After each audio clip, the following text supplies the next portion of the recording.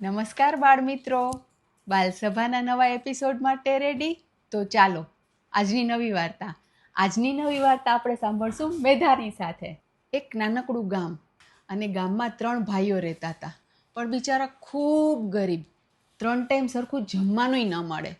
એ લોકોના ઘરની પાછળ એક ફળનું ઝાડ હતું. એમાંથી જે થોડાક ફળ આવે એ વેચી અને એનું ગુજરાન ચાલે. ક્યારેક એવું થાય કે 3 ટાઈમ સરખા જમવાના પૈસા ન હોય તો એક ભાઈ ભૂખ્યો રહે, આવી હાલત. એનો એક ફ્રેન્ડ હતો. એ તો છે ને એકદમ વિદ્વાન મોટો, અને એને તો ખૂબ સારી પોઝિશન થઈ ગઈ હતી. ઘણા વર્ષો પછી એ આ ગામમાં આવ્યો. એને એમ થયું કે ચાલ ને હું મારા ફ્રેન્ડને મળું. તો એ તો એની ઘરે આવ્યો.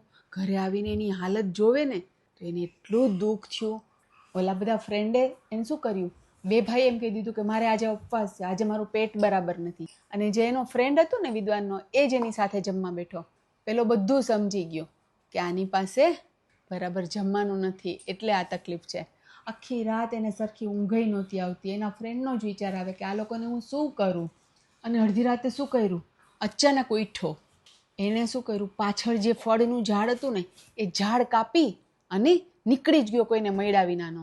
સવારે બધાને ખબર પડી, ગામમાંય બધાને ખબર પડી. નાનું ગામ, અને બધા એટલા ગુસ્સો કરે કે આવો ફ્રેન્ડ હોય. આ લોકોની એક જ તો ફળનું ઝાડ હતું, એમાંથી તો એ લોકોની રોજીરોટી ચાલતી, જમવાનું. હવે શું કરશે? 3 ભાઈઓ એટલા ચિંતામાં.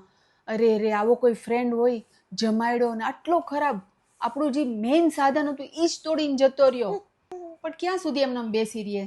મહેનત તો કરવી પડશે. 3 ભાઈ ઘરની બહાર નીકળ્યા, નાની મોટી મજૂરી ચાલુ કરી, મહેનત કરતા થઈ ગયા, નવું વિચારતા થઈ ગયા. અત્યાર સુધી શું હતું, ફળનું ઝાડ હતું, એમાંથી જેટલા ફળ આવે એ વેચી આવતા હતા. હવે તો જેટલું કામ કરવું હોય, જેટલી મજૂરી કરવી હોય એટલું કરી શકે. નવા માણસોને મળે, નવા આઈડિયા આવે. આમ કરતા એનો ધંધો ચાલવા માંડ્યો. ઘણા વર્ષો એના પછી એનો ફ્રેન્ડ છે ને પાછો ગામમાં આવ્યો. એને બીક લાગતી હતી કે અરે હું જઈશ અને બધા મને અપમાન કરશે તો.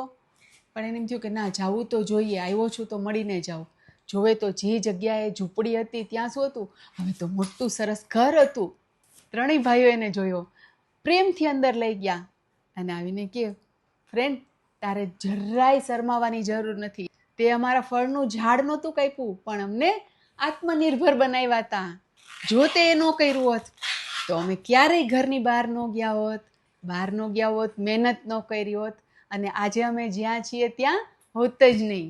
3 ફ્રેન્ડ પહેલા ફ્રેન્ડને ભેટી પડ્યા, અને બધાએ ફ્રેન્ડે સાથે જઈમાં. સરસ. શું કામ આવું થયું? શું પેલા ફ્રેન્ડનો ઈરાદો ખરાબ હતો? નહોતો. એટલે જ્યારે કોઈ પણ આપણી સાથે કંઈક, ક્યારેક આપણને એમ થાય ઓહો આણે આપણી સાથે આવું કર્યું, પણ એની પાછળનો ઈરાદો જોવાનો. ઈરાદો જો નહીં હોય તો એ રસ્તે આગળ વધવાનું. મજા આવી? મેધા, તને મજા આવી? અચ્છા, મેધાને સ્ટોરીમાં મજા આવી. મજા આવી તો શું કરશું? લાઈક કરશું, શેર કરશું અને ચેનલને સબસ્ક્રાઈબ કરશું. પણ આટલું બધું કરશું તો પણ આપણી મેઇન વાત ક્યારેય નહીં ભૂલીએ. પપ્પા મમ્મીનું માનશું. Bye bye, take care.